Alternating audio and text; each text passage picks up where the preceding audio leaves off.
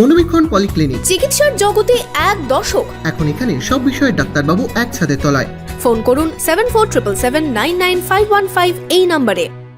ভগবানগোলায় এক ব্যক্তির বাড়িতে বোমা হামলার অভিযোগ। বোমা হামলার ঘটনায় আতঙ্কিত স্থানীয়রা। এই ঘটনায় কে বা কারা জড়িত রয়েছে সেই নিয়ে তদন্ত শুরু করেছে ভগবানগোলা থানার পুলিশ।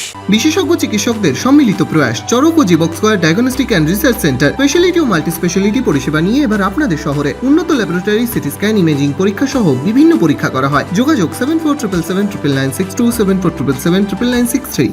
রাতের অন্ধকারে ভগবানগোলার রমনা ডাঙ্গাপাড়া এলাকায় বাড়ি লক্ষ্য করে বোমা হামলার অভিযোগ। পরপর বোমা ছোড়া হয় বলে অভিযোগ। জানা যায়, বুধবার রাতে ডাঙ্গাপাড়া এলাকার বাসিন্দা ঠান্ডারুল শেখের বাড়িতে বোমা ছোড়া হয় বলে অভিযোগ। খবর পেয়ে ঘটনাস্থলে পৌঁছয় পুলিশ। ঘটনাস্থল থেকে উদ্ধার হয়েছে বোমার খোলা। ঘুমিয়েছিলাম, ঘুমিয়ে থাকার অবস্থাতেই একটা বিকট আওয়াজ এলো। আওয়াজ আসার পর দেখলাম বাড়িটা অন্ধকার হয়ে গেলো। দুটো বাচ্চা নিয়ে শুয়ে আছে। বাচ্চাগুলো না আমার নিঃশ্বাস নিতে পারছে না, আমরাও পাচ্ছি না। বাড়িতে লাইট জ্বলছে তো বাড়ি অন্ধকার। উঠে এলাম, বাইরে দেখছি অন্ধকার, গোটা এগুলো অন্ধকার হয়ে গেছে।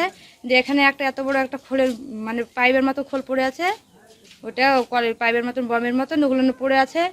এইখানে গুলি লেগেছে, বাড়ি গোটা অন্ধকার জেগেছে, এগুলো কিছু দেখতে পাচ্ছি না সব জায়গায়। বোমাবাজির ঘটনায় আতঙ্কিত স্থানীয়রা।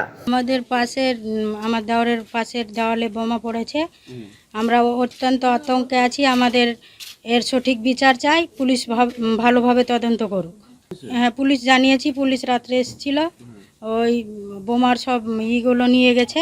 কে বা কারা বোমা হামলা চালালো তা খতিয়ে দেখছে পুলিশ।